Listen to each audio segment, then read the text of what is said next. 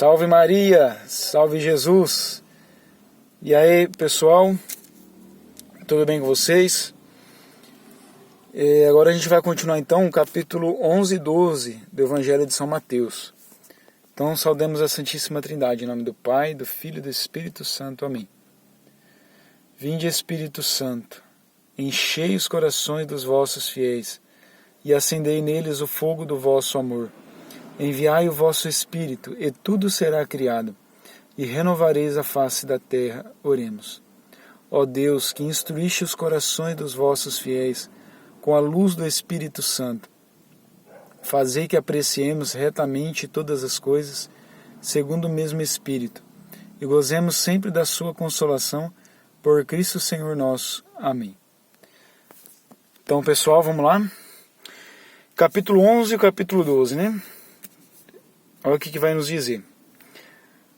Após ter dado instruções aos 12 discípulos, Jesus partiu para ensinar e pregar nas cidades daquela região. Tendo João, em sua prisão, ouvido falar das obras de Cristo, mandou-lhes dizer aos seus discípulos: Sois vós aquele que deve vir, ou devemos esperar por outro? Respondeu-lhe Jesus: Ide e contai a João o que ouvistes e o que vistes. Os cegos vêm, os coxos andam, os leprosos são limpos, os surdos ouvem,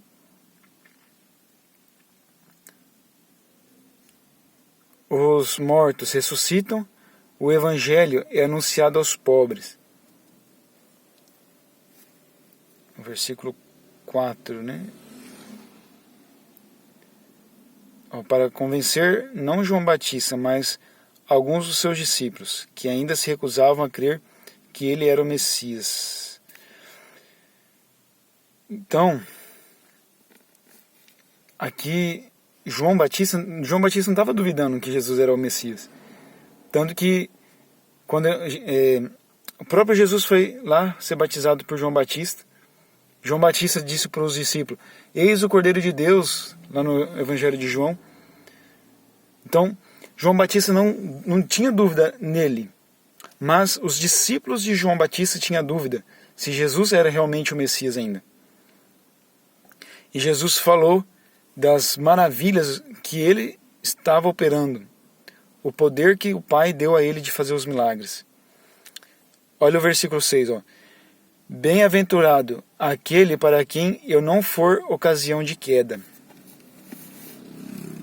Tendo eles partido, disse Jesus à multidão a respeito de João: Que fostes ver no deserto? Um caniço agitado pelo vento? Que fostes ver então? Um homem vestido com roupas luxuosas? Mas os que estão revestidos de tais roupas vivem nos palácios dos reis. Então, por que fostes para lá? Para ver um profeta? Sim, digo-vos eu, mais que um profeta. É dele que está escrito: Eis que eu envio um mensageiro diante de ti para te preparar o caminho. Em verdade vos digo, entre os filhos das mulheres não surgiu outro maior que João Batista. No entanto, o menor no reino dos céus é maior do que ele. Desde a época de João Batista até o presente, o reino dos céus é arrebatado à força, e são os violentos que o conquistam. Aqui vale a pena a gente pegar o rodapé também, ó, do versículo 12. Pode-se traduzir também: o reino dos céus é maltratado e os violentos o aviltam. Quer dizer, não é a violência física, né? É a violência interior. É necessário ter uma firme decisão de seguir o Evangelho, seguir o reino, para poder alcançá-lo, né? Agora o versículo 13. Porque os profetas e a lei tiveram a palavra até João, e se quereis compreender, é ele o Elias que devia voltar. Quem tem ouvidos, ouça. A quem hei de comparar esta geração? É semelhante a meninos sentados nas praças, que gritam aos seus companheiros: tocamos a flauta e não dançais, cantamos uma lamentação e não chorais. João veio, ele não bebia e não comia, e disseram: ele está possesso de um demônio.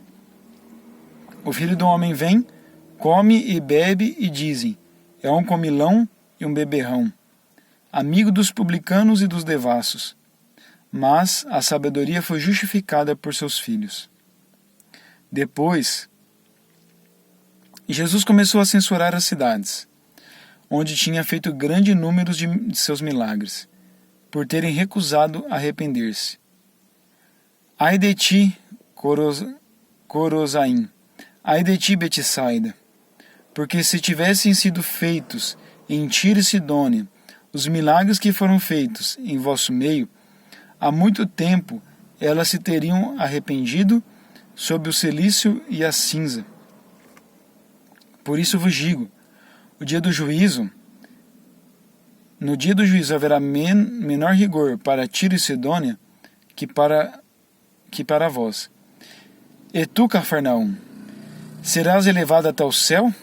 Não, serás atirado até o inferno, porque se Sodoma tivesse visto os milagres que foram feitos dentro dos teus muros, subsistiria até este dia. Por isso te digo, no dia do juízo haverá menor rigor para Sodoma do que para ti.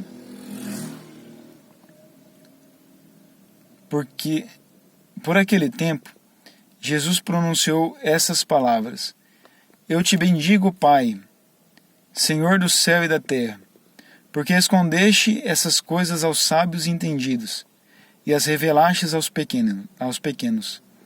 Sim, Pai, eu te bendigo, porque assim foi do teu agrado. Todas as coisas me foram dadas por meu Pai. Ninguém conhece o Filho, senão o Pai, e ninguém conhece o Pai, senão o Filho, e aquele a quem o Filho quiser revelá-lo. Vinde a mim, vós todos, que estáis aflitos sob o fardo, e eu vos aliviarei. Tomai meu jugo sobre vós, e recebei minha doutrina, porque eu sou manso e humilde de coração, e achareis o repouso para as vossas almas, porque meu jugo é suave, e o meu peso é leve. Capítulo 12 agora. 12, versículo 1. Atravessava Jesus os campos de trigo no dia de sábado. Seus discípulos, tendo fome, começaram a arrancar as espigas para comê-las. Vendo isso, os fariseus disseram-lhe: eis que teus discípulos fazem o que é proibido no dia de sábado. Jesus respondeu-lhes: não lestes o que fez Davi? Num dia em que teve fome, ele e seus companheiros, como entrou na casa de Deus e comeu os pães da proposição? Ora, nem ele, nem aqueles que o acompanhavam era permitido comer esses pães, reservados só aos sacerdotes. Não lestes na lei que nos dias de sábado os sacerdotes transgridem no templo o descanso do sábado e não se tornam culpados? Ora, eu vos declaro que aqui está quem é maior do que o templo. Se compreendesseis o sentido dessas palavras, quero a misericórdia e não sacrifício, não condenaríeis os inocentes. Porque o Filho do Homem é Senhor também do sábado. Partindo dali, Jesus entrou na sinagoga. Encontrava-se lá um homem que tinha a mão seca. Alguém perguntou a Jesus: é permitido curar no dia de sábado? Isso para poder acusá-lo. Jesus respondeu-lhe: há alguém entre vós que, tendo uma única ovelha, e se esta cair num poço no dia de sábado, não a irá procurar e retirar? Não vale o homem muito mais que uma ovelha? É permitido, pois, fazer o bem no dia de sábado. Disse então aquele homem: estende a mão. Ele a estendeu, e ela tornou-se sã como a outra. Os fariseus saíram dali e deliberaram sobre os meios de o matar. Jesus soube disso e afastou-se daquele lugar. Uma grande multidão o seguiu, e ele curou todos os seus doentes. Proibia-lhes formalmente falar disso, para que se cumprisse o anunciado pelo profeta Isaías. Eis o meu servo, a quem escolhi, meu bem-amado, em quem minha alma pôs toda sua afeição. Farei repousar sobre ele o meu espírito, e ele anunciará a justiça aos pagãos. Ele não disputará, não elevará sua voz, ninguém ouvirá sua voz nas praças públicas. Não quebrará o caniço rachado, nem apagará a mecha que ainda fumega, até que faça triunfar a justiça. Em seu nome, as nações pagãs porão sua esperança. Versículo 22 agora.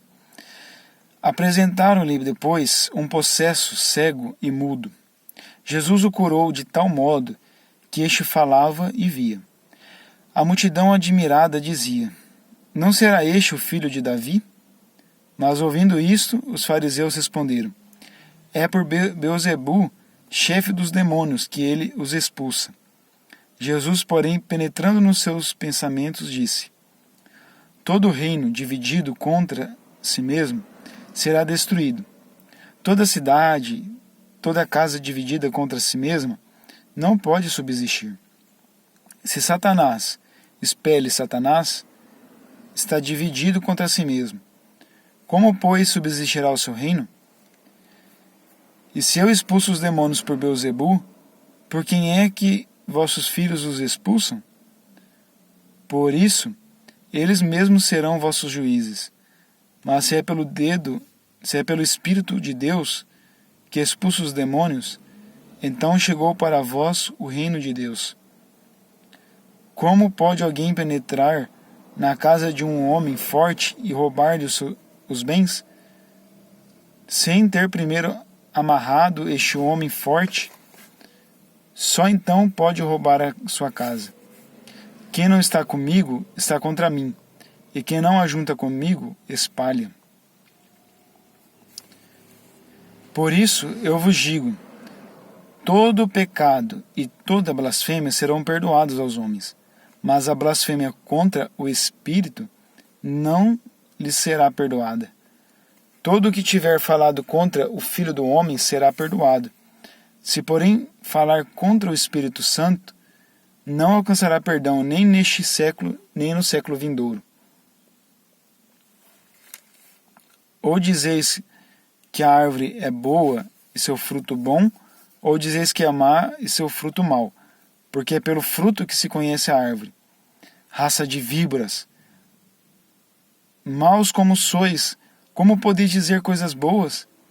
Porque a boca fala do que lhe transborda o coração. O homem de bem tira boas coisas do seu tesouro, do seu bom tesouro.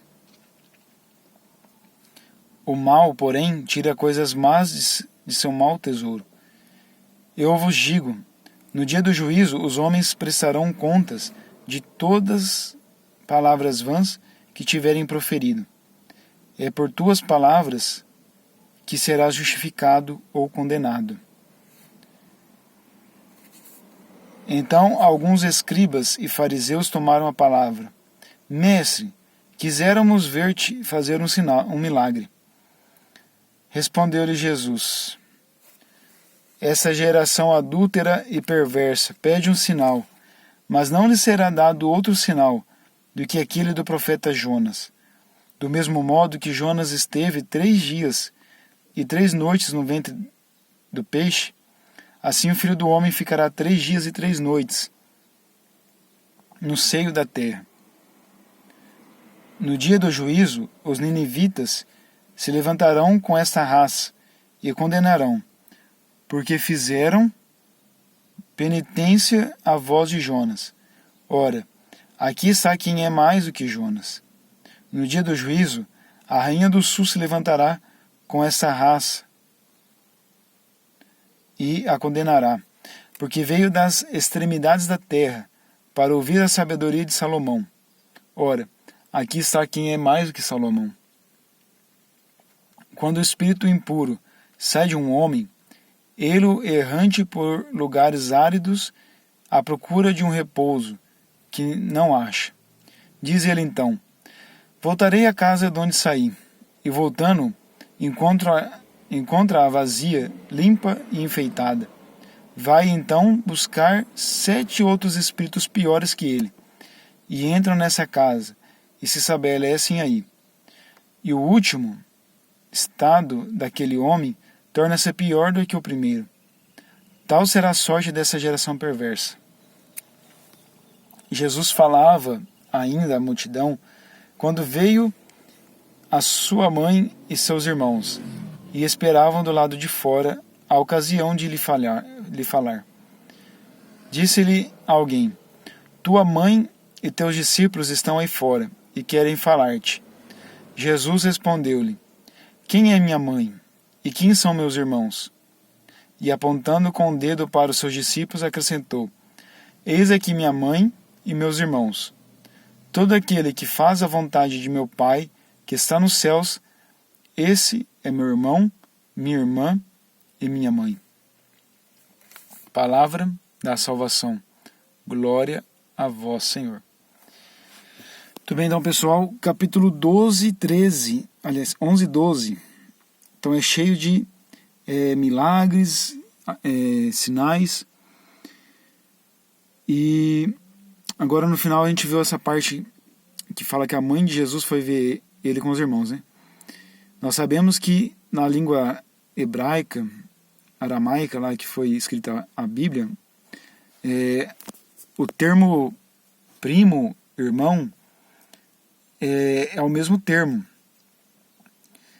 Mas nós sabemos pela tradição da igreja que Maria ela é virgem antes, durante e depois do parto. Então ela não teve outros filhos. Esses irmãos que se refere aqui os parentes próximos de Jesus, muito provavelmente primos. Então, e Jesus não despreza Maria. Primeiro ele fala que os irmãos, a mãe, são aqueles que fazem a vontade de Deus. E Maria não é diferente, Maria faz a vontade de Deus. Maria é aquela que fez a vontade de Deus. Então, que possamos, como Maria, ser essa, e como os discípulos também, né? Ser esses íntimos do Senhor. Ser íntimos de Jesus. E fazer a vontade do Pai. Então louvado seja nosso Senhor Jesus Cristo, para sempre seja louvado. Em nome do Pai, do Filho e do Espírito Santo. Amém.